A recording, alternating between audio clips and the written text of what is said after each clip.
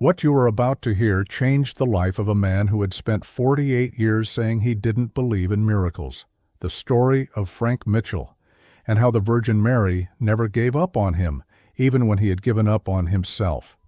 But before we continue, leave a comment saying where you're watching from and what time it is there right now. I'd love to see how far the miracles of the Virgin Mary are reaching. Frank Mitchell always stopped his Peterbilt at the same truck stop. Always the same black coffee without sugar. Always the same routes he knew by heart. 48 years old. 25 of them on the road. The kind of man you see in movies about real America. Unshaven face, worn leather jacket, calloused hands that knew every gear of that truck better than they knew anything else in the world. Rebecca prayed every day. Frank would watch from the couch, her on her knees before the small altar in the living room, with that old image of the Virgin Mary that had belonged to her mother, and her mother's mother before that. A legacy of faith passed down through generations. 23 years of marriage. Rebecca had a lightness that Frank never quite understood, a way of looking at the world as if good things were still possible, as if prayers were answered, as if miracles happened. Frank loved that about her, even if he didn't believe, because Frank had learned over decades on the road that the world didn't run on hope. It ran on effort, on work, on accepting things as they are, not as you wish they were. And in the last 3 years, Frank had learned something else. Some things just don't happen, no matter how much you want them to.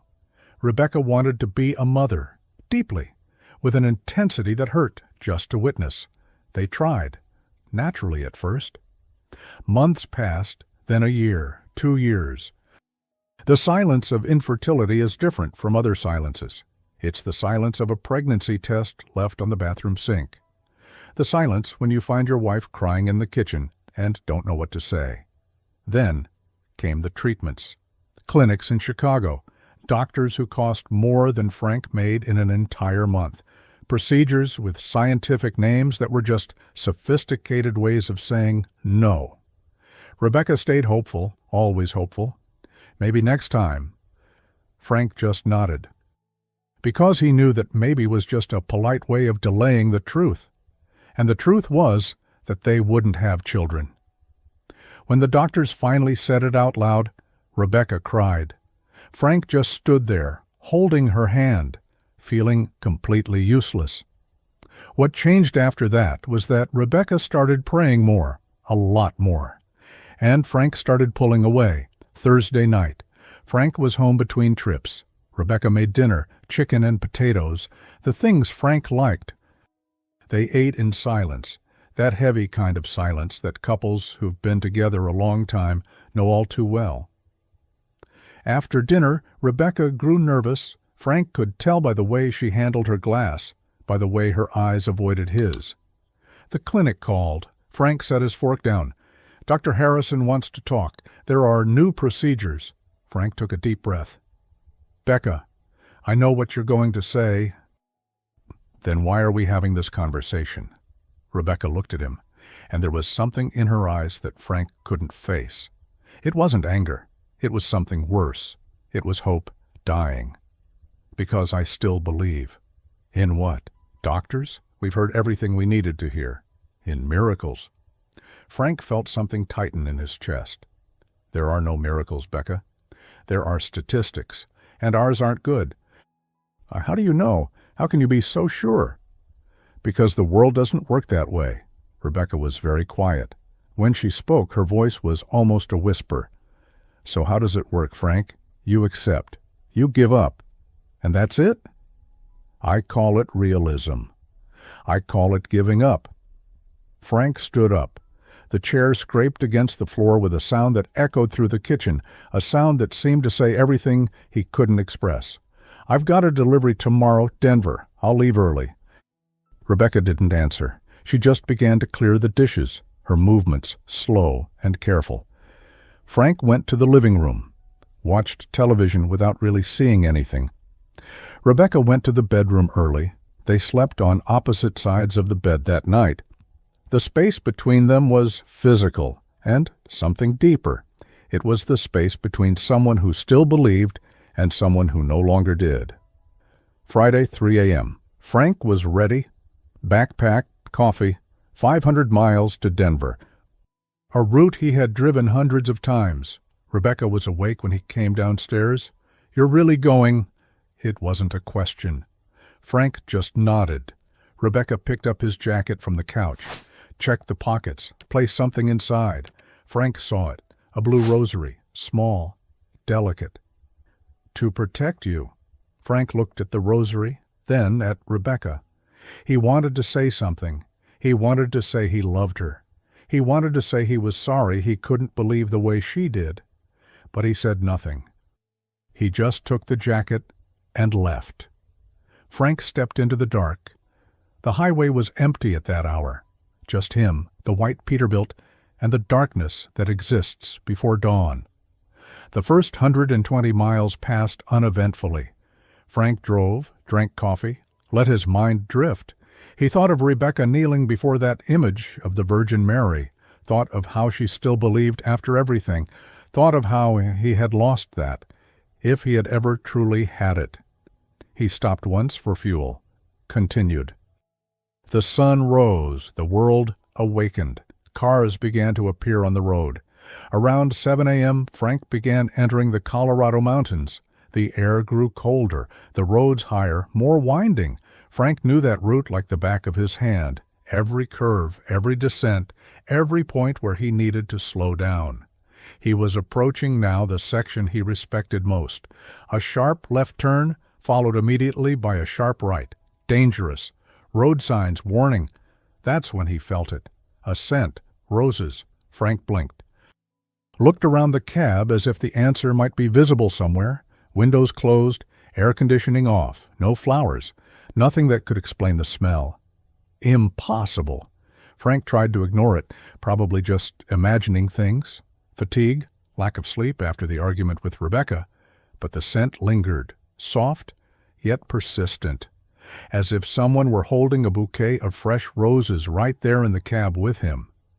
Frank slowed down for the turn. That's when he saw her. In the middle of the road, right where the curve began, stood a woman.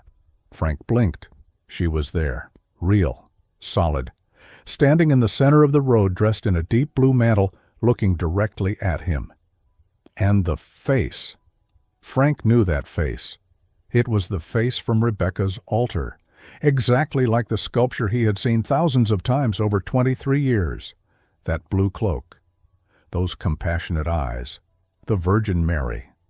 For a fraction of a second, less than a second really, Frank just stared. Then his body acted, without thought, without hesitation, pure instinct. Frank jerked the wheel hard. At the same time, he slammed the brakes.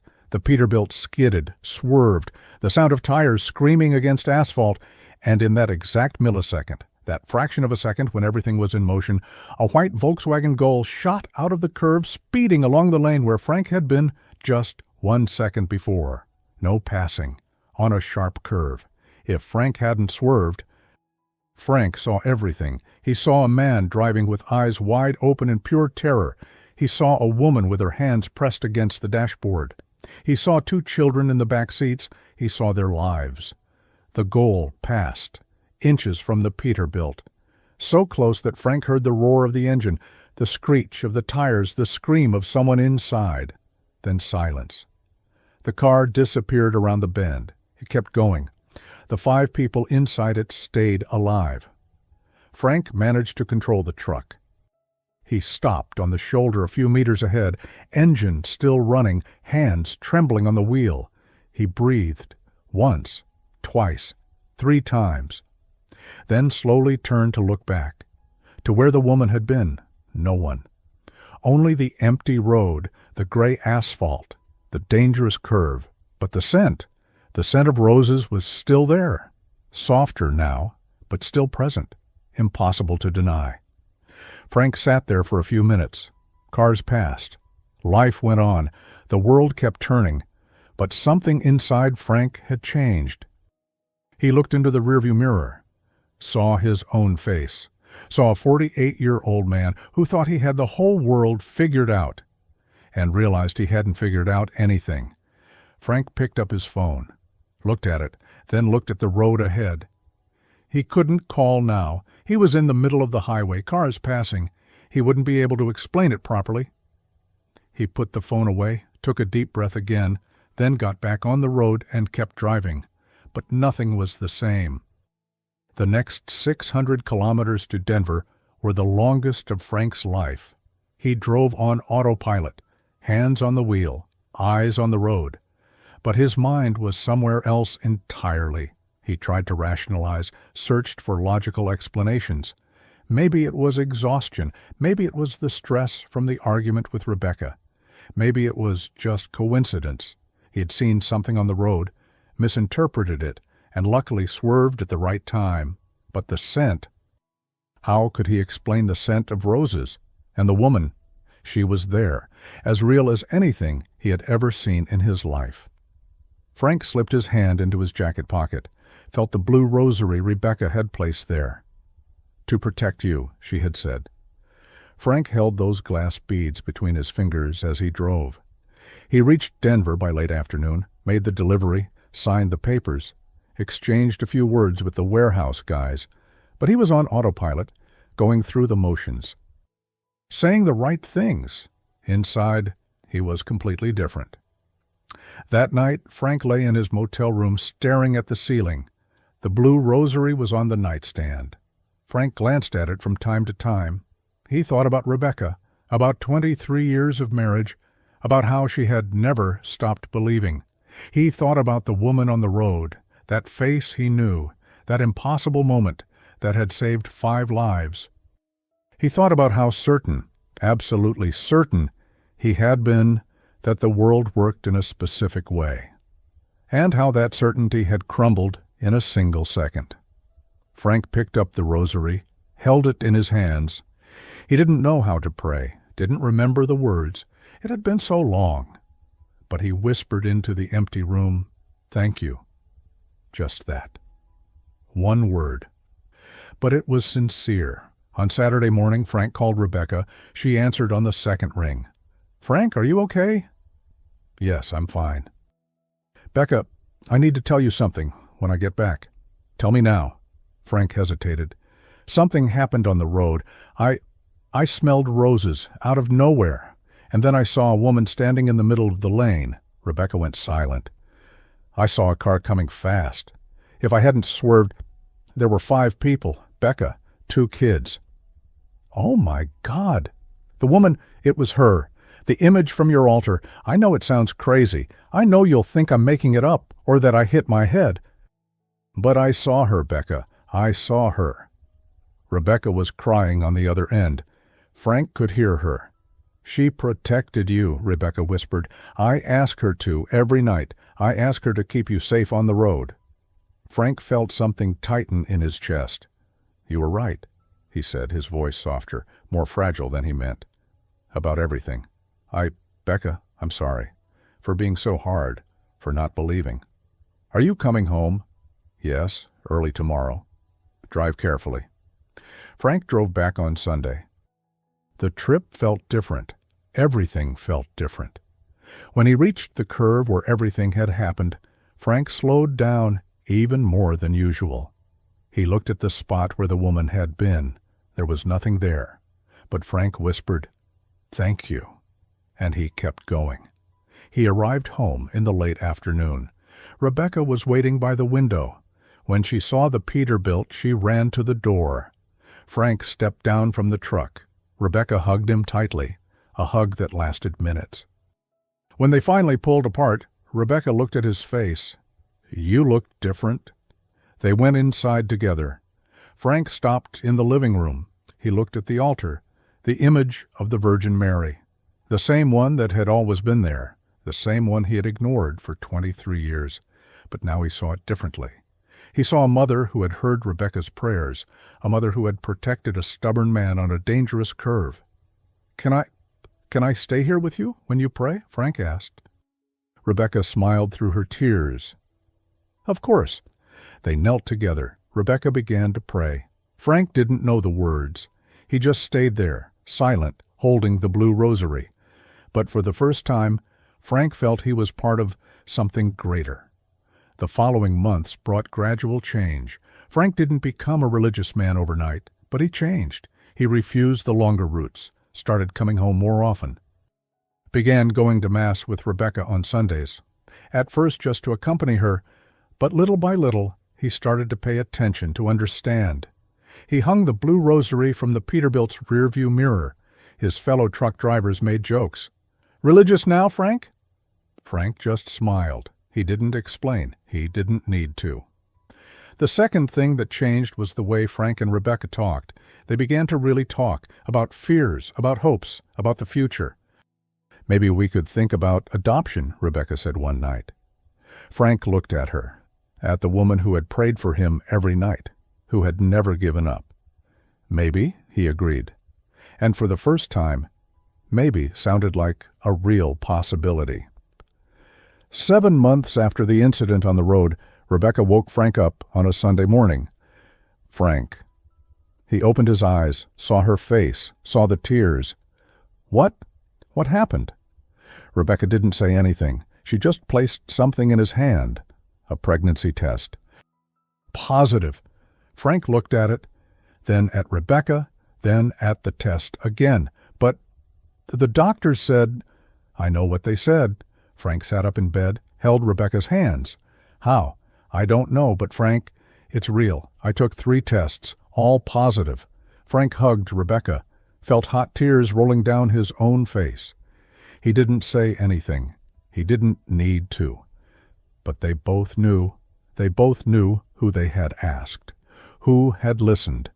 9 months later, on a December morning, Victoria Mitchell was born. 7.5 pounds, dark hair, eyes that seemed to see everything. Frank held her in his arms and thought about impossibilities. He thought of a woman in a blue mantle.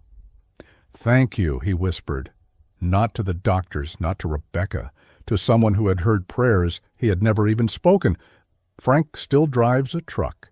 But now, when he goes around that curve in Colorado, he always slows down a little more.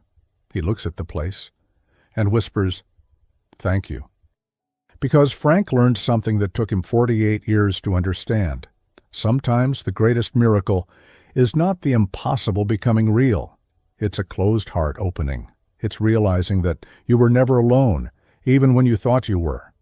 You see, there are people who live surrounded by miracles every day and never see them, because they're too busy looking down, measuring distances, counting miles. Frank was one of those men. And you? How many times has something you couldn't explain happened? Maybe it was a detour you took without knowing why. Maybe it was that feeling that you should change your path at that very moment. Maybe it was someone praying for you in the middle of the night, someone who didn't give up, even when you had given up on yourself. And look, if you've made it this far, to the end of Frank and Rebecca's story, do one thing for me. Write in the comments, Victoria, the name of the daughter who was impossible. I want to see how many hearts this story truly touched. And every time I read that name in the comments, I'll know that one more person believes that miracles still happen. If this story touched your heart, subscribe to the channel and turn on the notification bell. Write in the comments about a miracle you have witnessed or experienced, and share this video with someone who needs to renew their hope today. May the Virgin Mary continue to bless and protect you and your family. Amen.